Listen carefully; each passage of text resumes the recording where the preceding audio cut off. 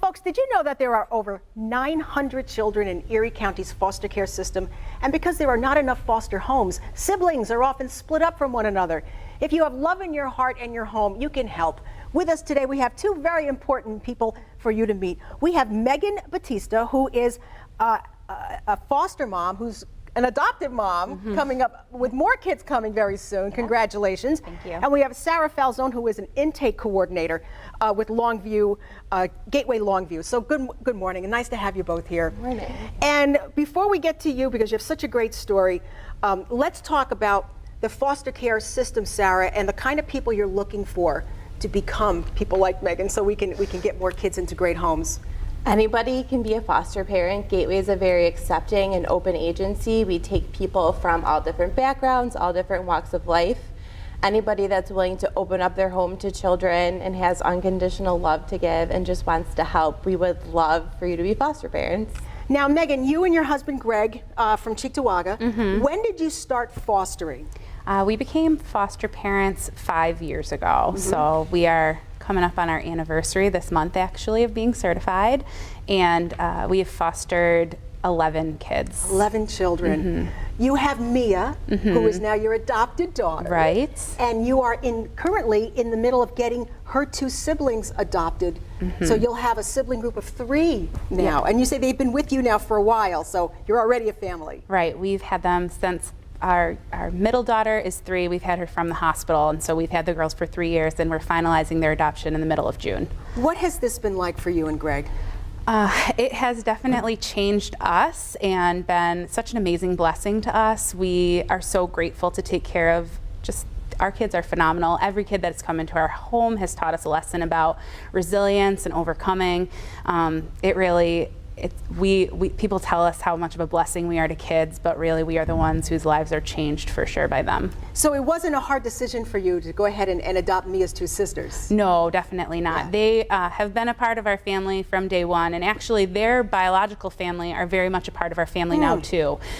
We say you don't adopt kids, you adopt a family, and so our daughter, who's 8 now, knows, now she has 4 sides of the family that love her instead of just 2. Wow. And actually a couple of them will be at our adoption ceremony. Wow. Sarah, how many foster parents go on to be adoptive parents?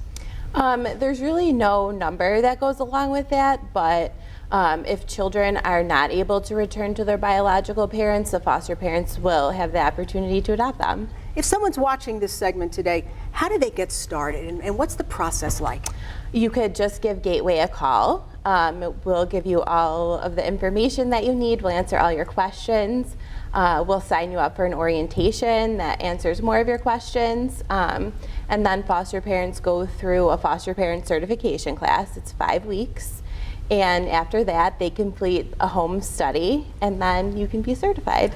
And don't think you have to be a certain kind of person, because anybody can be a perfect parent. Anybody can be a parent. As long as you have that love to give, anybody can be a parent. Don't have to necessarily own your own home. Nope. You don't have to necessarily be married. Nope. Right? You can be married, single, divorced. We accept everybody. Yeah.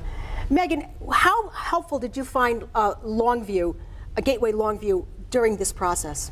Our agency are rock stars. I'm kind of the poster child, I guess, of Gateway.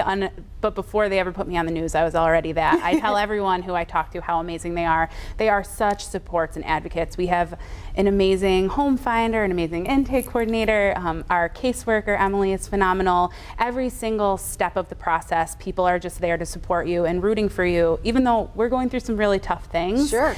We are not always happy with how things go in the system, and they do a great job of balancing what is really best for kids and advocating for the best for children. Sarah, how old are these kids? Are you dealing with newborns right up to a certain age? Yeah, we deal with newborns all the way up to age 21. Oh my goodness. Yeah. Wow.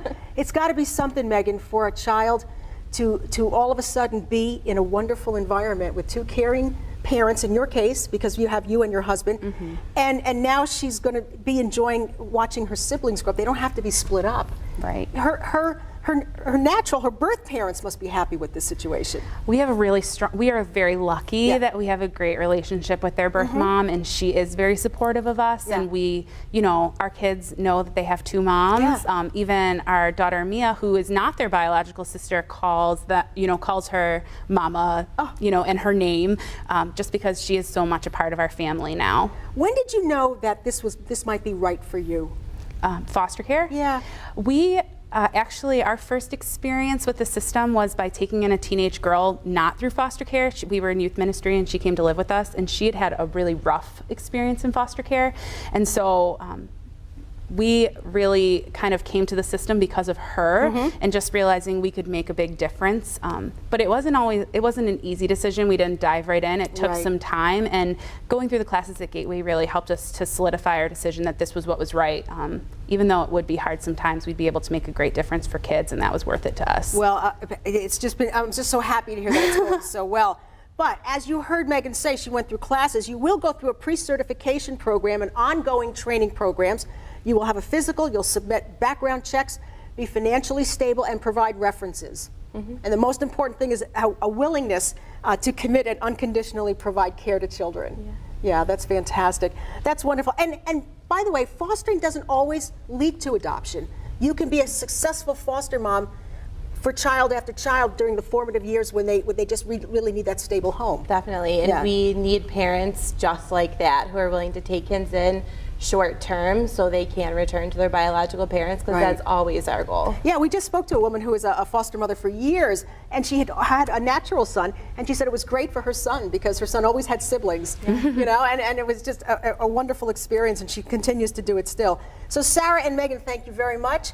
Folks, if you're thinking about this, there's that website right there at the bottom of the screen or right here, Gateway Longview. Why don't you give them a call and find out if this is right for you? You might be pleasantly surprised.